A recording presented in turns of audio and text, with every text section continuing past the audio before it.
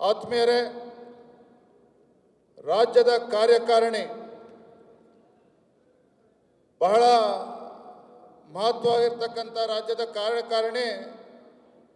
ನಮ್ಮ ಕೇಂದ್ರ ಸಚಿವರು ಕೂಡ ಅವರ ಉಪಸ್ಥಿತಿಯಲ್ಲಿ ಕಾರ್ಯಕಾರಿಣಿ ನಡೀತಾ ಇದೆ. ನಮ್ಮ ಮುಂದೆ ಲೋಕಸಭಾ ಚುನಾವಣೆ ಇನ್ನೇನು ಸದ್ಯದಲ್ಲೇ ಬರೋದಿದೆ. ಲೋಕಸಭಾ ಚುನಾವಣೆ ಒಂದು ಕಡೆ ಆದರೆ ಯಾವ ಶುಭ ಗಳಿಗೆಯಲ್ಲಿ ನಾವೆಲ್ಲರೂ ಕೂಡ ಇದ್ದೇವೆ ಅಂತ ಹೇಳಿದರೆ, ಏನು ಕಳೆದ ಹಲವಾರು ದಶಕಗಳಿಂದ ನಿರಂತರವಾಗಿ ಹೋರಾಟ, ನಮ್ಮೆಲ್ಲರ ಆರಾಧ್ಯ ದೈವ ಪ್ರಭು ಶ್ರೀರಾಮಚಂದ್ರನ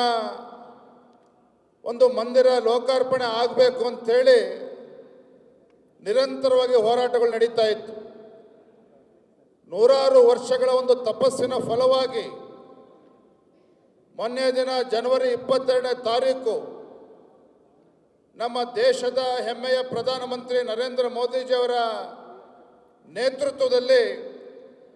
ಅಯೋಧ್ಯೆಯಲ್ಲಿ ರಾಮನ ಒಂದು ಪ್ರಾಣ ಪ್ರತಿಷ್ಠಾಪನೆ ಆಗಿರ್ತಕ್ಕಂಥ ಶುಭ ಗಳಿಗೆಯಲ್ಲಿ ನಾವೆಲ್ಲರೂ ಕೂಡ ಸೇರಿದ್ದೇವೆ.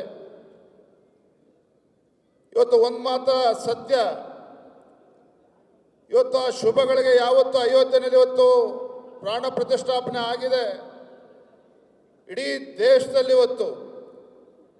ಅಸಂಖ್ಯಾತ ಕೋಟಿ ಕೋಟಿ ಹಿಂದೂಗಳ ಒಂದು ಭಾವನೆ ಏನಿತ್ತು, ಇವತ್ತು ಪ್ರತಿಯೊಬ್ಬರು ಕೂಡ ಕುಣಿದು ಕುಪ್ಪಳಿಸ್ತಾ ಇರ್ತಕ್ಕಂಥ ಒಂದು ವಾತಾವರಣ ನಾವೆಲ್ಲರೂ ಕೂಡ ನೋಡಿದ್ದೇವೆ. ಇಂಥ ಶುಭ ಸಂದರ್ಭದಲ್ಲಿ ಒಂದು ಕಡೆ ಕೇಂದ್ರದಲ್ಲಿ ನರೇಂದ್ರ ಮೋದಿಜಿಯವರ ನೇತೃತ್ವದ ಭಾರತೀಯ ಜನತಾ ಪಾರ್ಟಿ ಸರ್ಕಾರ, ತಮಗೆ ಗೊತ್ತಿರಲಿ ಕಳೆದ 9.5 ವರ್ಷದಲ್ಲಿ ಕೇಂದ್ರದಲ್ಲಿ ಭಾರತೀಯ ಜನತಾ ಪಾರ್ಟಿ ಸರ್ಕಾರ ಅಧಿಕಾರಕ್ಕೆ ಬಂದ ನಂತರ,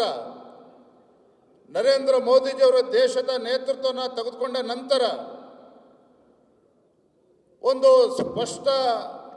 ವಿಚಾರಗಳನ್ನು ಮುಂದೆ ಇಟ್ಕೊಂಡು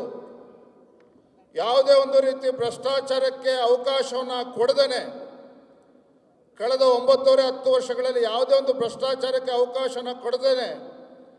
ಉತ್ತಮ ಆಡಳಿತನ ಕೊಡೋದ್ರ ಜೊತೆಗೆ ಈ ದೇಶವನ್ನು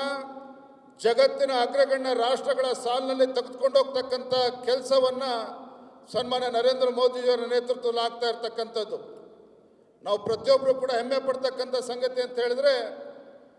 ಒಂದು ದಿನನೂ ಕೂಡ ವಿಶ್ರಾಂತಿನ ತೆಗೆದುಕೊಳ್ಳದೇನೆ ನಮ್ಮ ಪ್ರಧಾನಮಂತ್ರಿಗಳು ದೇಶದ ಎಲ್ಲ ಕ್ಷೇತ್ರಗಳಲ್ಲೂ ಕೂಡ ಅಭಿವೃದ್ಧಿಯನ್ನು ಮಾಡೋದ್ರ ಮುಖೇನ ಇವತ್ತು ಭಾರತವನ್ನು ಮುನ್ನಡೆಸ್ತಕ್ಕಂಥ ಕೆಲಸವನ್ನು ಮಾಡ್ತಾ ಇದ್ದಾರೆ.